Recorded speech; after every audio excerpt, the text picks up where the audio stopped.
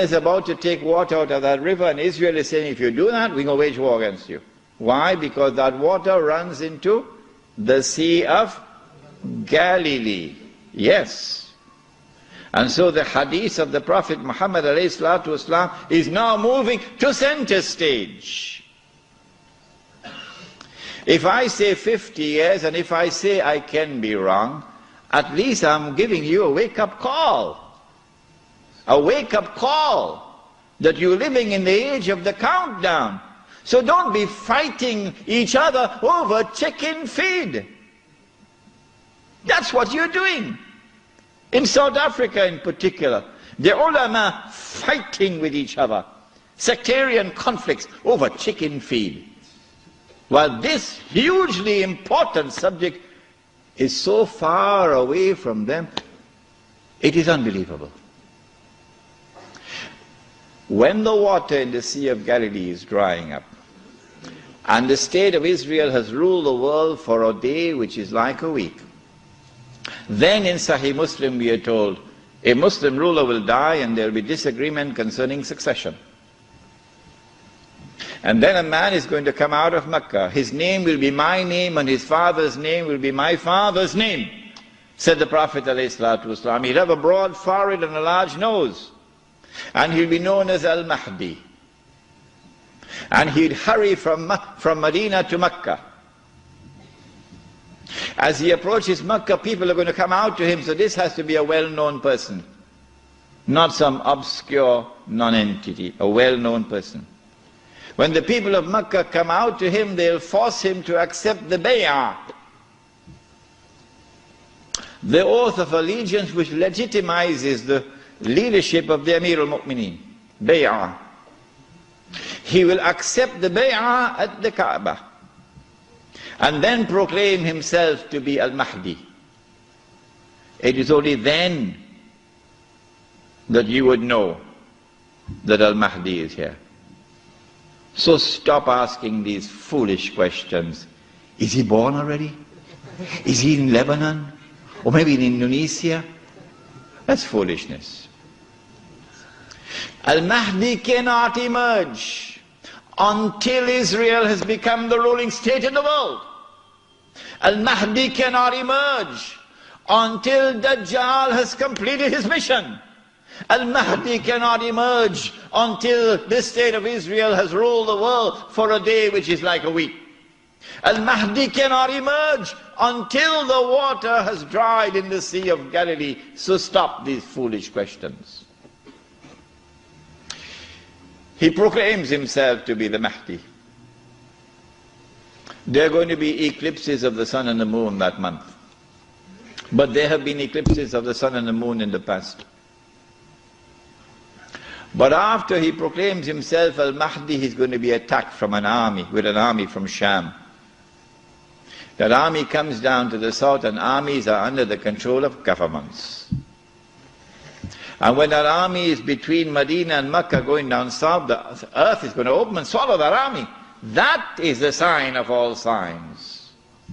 Beyond a shadow of a doubt, validating the claim of this man that he is the Mahdi.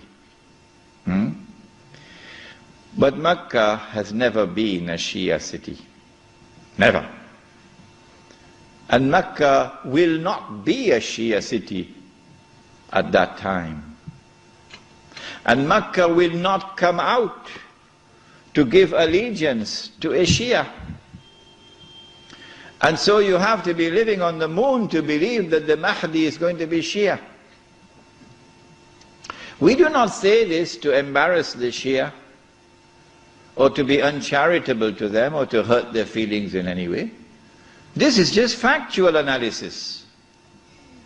When the earth opens and swallows that army, then on that day, those from the world of the Shia who accept him as the Mahdi and follow him are our brothers in faith. And shoulder to shoulder we'll fight to liberate the Holy Land. But those from the Shia, and we anticipate that there will be those, who will now reject him as the Mahdi because he is not Shia. You're not our brothers in faith. And you will not fight with us shoulder to liberate the Holy Land. When the army is swallowed, then the Mahdi is going to be attacked by another army, and this is now an army of the Quraysh, an army of the Kalb. And remember that armies are under the control of governments. The Mahdi will defeat this army, and when an army is defeated, that is the end of Saudi Arabia. Goodbye to bad rubbish.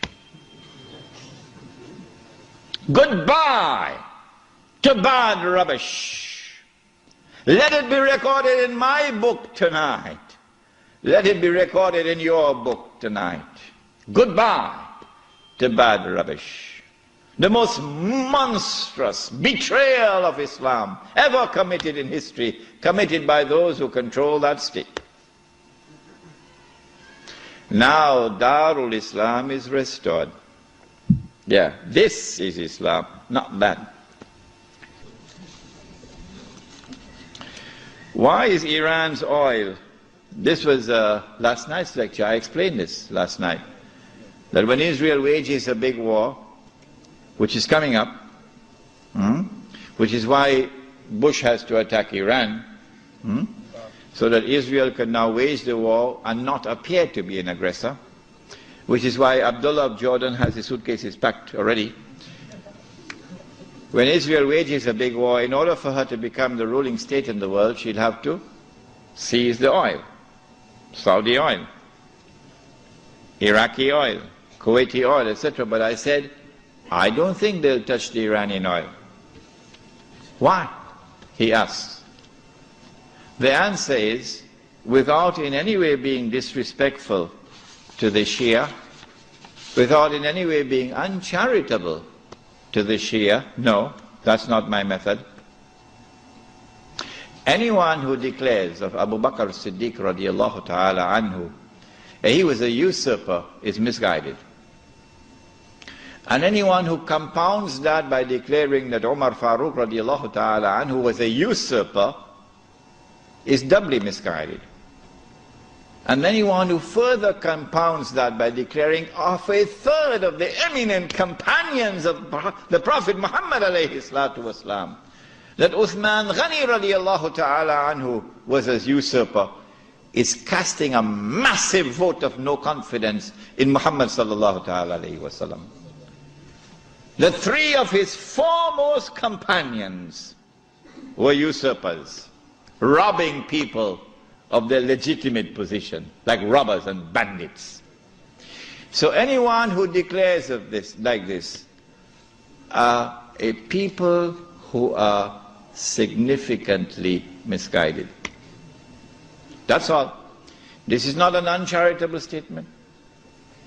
This is a factual statement. A less than valid, less than authentic expression of Islam will always be advantageous to Dajjal.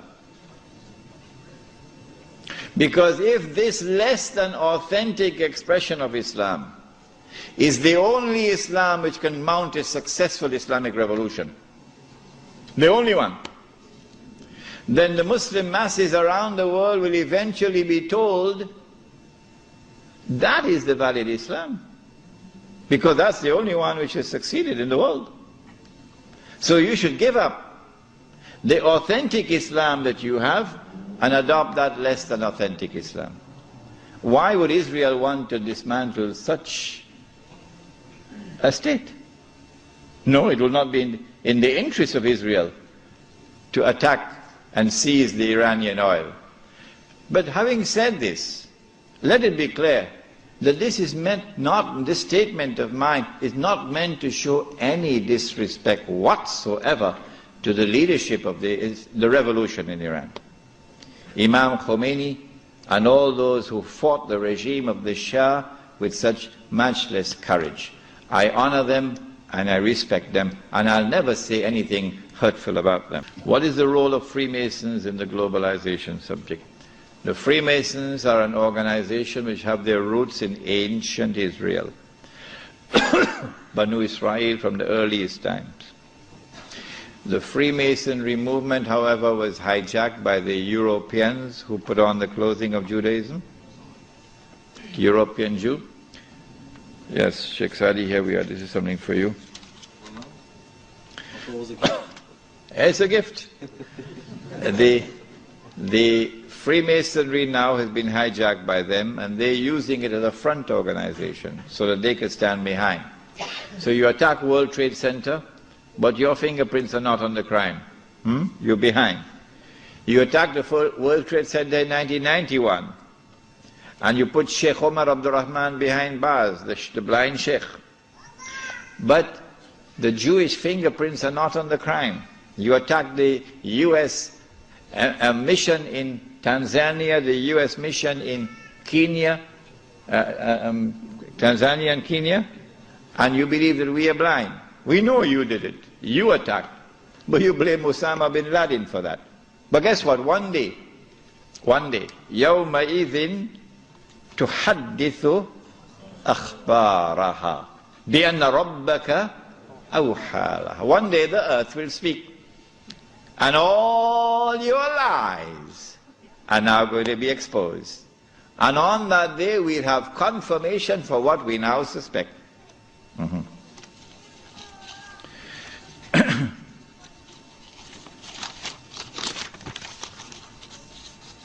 What role does the economic boycott of Israel and some American companies have on the return of the Khilafah? It is something that the Muslim community should be taking seriously. Strange people, Muslims. What they should not be doing, that's what they're doing. And what they should be doing, they don't do it. Never in our entire history as a people have we ever used trade as a weapon. Never. Never. It is our enemies who use trade as a weapon against us. In Medina, an economic boycott against us which lasted 3 years. Did we ever reply and respond with an economic boycott of our own? No, we never did. Why? لا تأكلوا أموالكم بينكم بالباطل إلا أن تكون تجارة عن تراض منكم. Trade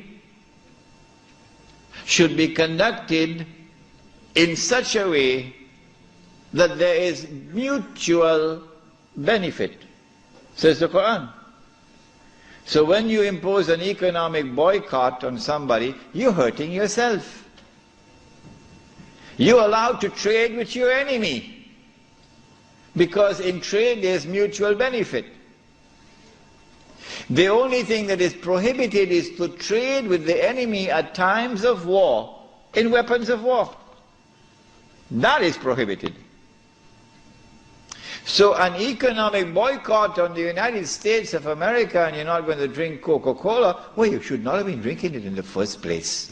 Water is better than Coca-Cola. But leave that aside. We've never had an economic boycott in our own entire history. This is the first time I've ever heard of an economic boycott. I know about Ronald Reagan and his economic boycott of the Soviet Union, but not Islam. No.